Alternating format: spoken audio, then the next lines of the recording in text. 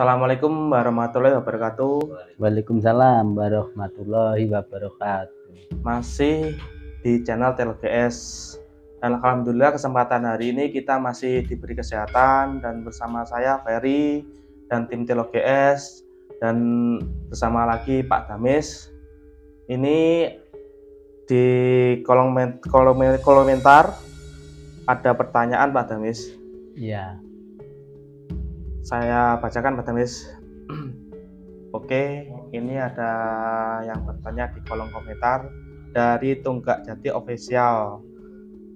Pak Damis, saya mau bertanya, menurut pandangan panjenengan, apakah Sabdo Palon dan Noyo Genggong itu satu orang atau dua orang? Terus apakah yang dinamakan Sabdo Palon Nagih Janji sekarang mulai berlangsung? Terima kasih Pak Damis. Ya, oke. Assalamualaikum warahmatullahi wabarakatuh. Waalaikumsalam. Sabdo Palon dan Noyo Genggong apakah orang yang sama? Ya, seperti itu ya. Iya. Ya, sebenarnya itu sama saja. Noyo Genggong sama Sabdo Palon itu di waktu masanya itu emang ada agama yang di tanah Jawa ini sebelum agama Islam sudah ada. Nah, di waktu itu ada lagi yang muncul lagi namanya agama yang menyebarkan agama Islam, terutama yang pertama di situ ada peperangan antara si Noyo Genggong sama Syekh Subakir. Di situ berhari-hari tidak akan pernah selesai. Nah, di situ ada perjanjian bisa selesai, bisa damai antara satu dan satunya ini dengan syarat perjanjian yang dimunculkan di situ. Perjanjian apa? Perjanjiannya itu namanya Sabdo Palon memberi janji-janji seperti ini. Boleh menciptakan agama lain di sini. Tapi sebelum itu kan sudah ada yang ini. Itu diarahkan perjanjian itu boleh, tapi yang satu ini tidak boleh dihabiskan. Boleh, tapi yang satu ini jangan dihabiskan. Tetap ada. Jadi ada, tapi semakin majunya semakin lama yang di tanah Jawa ini semakin tergusur hilang jadi satu. Itulah sekarang ini namanya Sabdo Palon Nagih Janji seperti ini yang ditagih katanya itu emang benar. Mulai musibah, mulai bencana, mulai fenomena alam sudah mulai terjadi di sini beratus-ratus tahun, berabad-abad, mungkin di sini yang namanya Sabdo Palon Nagih Janji. Nah, ini saya mau bertanya Pak Damis, kan di artikel atau di YouTube kan ada kalau Sabdo Palon sama Syekh Subakir berperangan itu berjanjian di antara damai itu ada pertumbalan. Itu apakah benar? Ya, pertumbalan itu emang benar.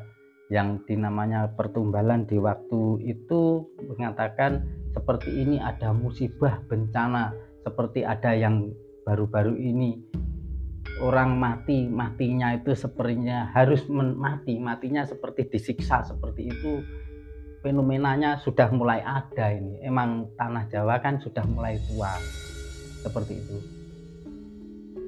Dan ini dari saya mau bertanya lagi satu buat Pak Damis, antara ilmu leluhur atau ilmu yang mencari sendiri itu perbandingannya gimana Pak Damis? Ya, ilmu leluhur atau ilmu mencari sendiri, berburu ya? Iya.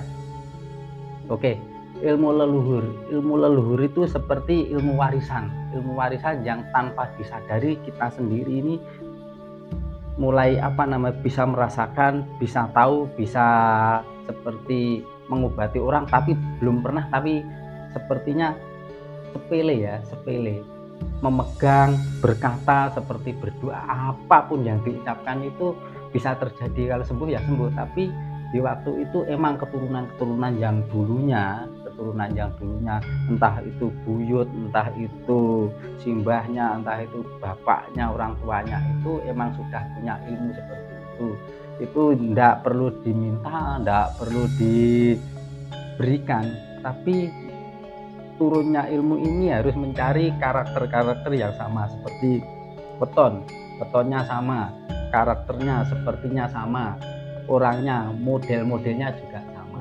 Kalau ilmu cari sendiri berguru, kalau ilmu cari sendiri berguru itu orangnya harus paham banget siapa gurunya. Kadangkala kalau ilmu yang mencari sendiri itu kebanyakan yang sekarang ini kurang, kalau dimasak kurang matang.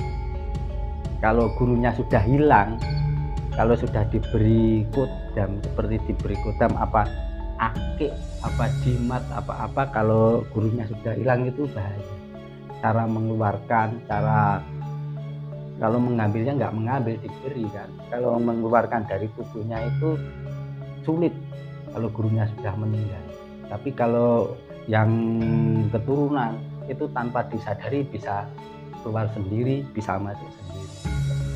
Itu kalau keturunan Pak Damis itu, atau setiap keturunan itu ngikut atau dipilih? Kalau keturunan itu dipilih sama ilmu yang sudah ada di leluhurnya, itu dipilih. Sepertinya orang harus sama karakter, meton, terutama metonnya tubuhnya sama seperti itu, nggak perlu diminta, nggak perlu diberikan. Berapa keturunan itu bisa turun sendiri, orangnya ya simpel saja, nggak pernah berguru, nggak pernah mencari, nggak pernah belajar, tapi orang itu bisa sendiri seperti itu. Oke, para fan-fan Telo GS yang ingin bertanya di kolom komentar, monggo, apa yang ditanyakan bisa kita bantu. Jawab pertanyaan-pertanyaan yang ingin ditanyakan. Oke, terima kasih. Sekian dari Telo GS. Assalamualaikum warahmatullahi wabarakatuh. Waalaikumsalam warahmatullahi wabarakatuh.